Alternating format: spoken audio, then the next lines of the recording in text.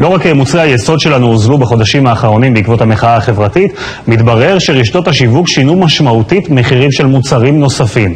מחירי המשקאות הקלים, אלה שנמצאים בכל בית בישראל, חוו את הירידות החדות ביותר עם תנודות מחירים של בין 20 ל-30%. התוצאה היא פערים של עשרות אחוזים במחיר של אותו מוצר במקומות שונים. עמליה דואק עם הסיפור. מוצרי החלב אמנם היו כוכבי המחאה על יוקר המחיה בשנה האחרונה, אבל גם מוצרים פופולריים אחרים על מדפי הסופר הושפעו, כך למשל המשקאות הקלים.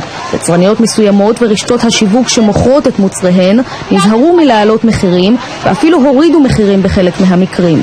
אבל לצידן מחיריהם של חלק מהמשקאות הקלים עלו או נותרו ברמתם הגבוהה הקודמת ברשתות השיווק.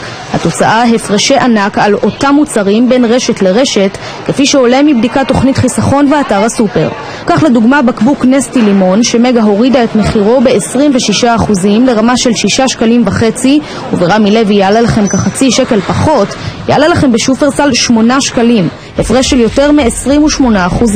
בקבוק פפסי קולה שמחירו ירד גם בשופרסל וגם ברמי לוי נשאר במגה ללא שינוי בחצי השנה האחרונה, ויצר הפרש של קרוב ל2 שקלים במחיר. הרשתות יכולות להחליט על פער של עשרות אחוזים בין המוצרים, וההוכחה לכך עם מחירי המשקאות הקלים שהשתנו בפער של עשרות אחוזים בחצי שנה האחרונה. המחירים של מיצי הפירות השתנו גם הם משמעותית בחצי השנה האחרונה, ויצרו בין הרשתות הפרש ניכר.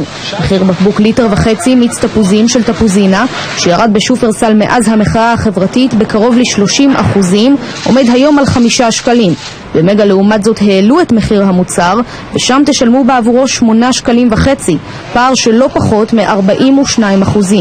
פריגת ענבים שעלה לפני חצי שנה ברמי לוי יותר מ6 שקלים, עולה עכשיו 5.5 שקלים בלבד, בשופרסל תשלמו כמעט שקל יותר. גם במדפי המים מצאנו פערים של עשרות אחוזים בין הרשתות. שישייה של בקבוקי מים מינרלי מי עדן שעולה אצל רמי לוי 10.5 שקלים, מזנקת ל16 שקלים במגה, פער של 35%. שישיית נביעות 1.5 ליטר שעולה אצל רמי לוי פחות מ9 שקלים, עולה במגה שקל יותר, ובשופרסל קרוב ל13.5 שקלים. ההפרש 35%. חברות המשקאות אגב לא שינו את התעריפים לרשתות השיווק, כלומר משחקי המחירים הן בתוך הרשתות עצמן, גם בצד החיובי של הורדות מחירים וגם בצד השלילי של העלאתם.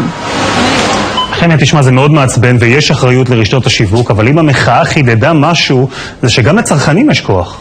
נכון, והאמת היא שהפעם בוא נבוא בטענות לעצמנו. אם יש פערים כאלה, ויש פערים כאלה, הראיתם פערים מדהימים, אז למה להיות עצלן ולקנות בחנות הראשונה ברשת ליד הבית? לעשות קצת מאמץ, לנסוע לרשת זולה יותר. ברגע שניסה לשם, נהיה אמריקאים, לא נהיה מפונקים. אמריקנים עושים את זה בשביל $0.50 הם נוסעים.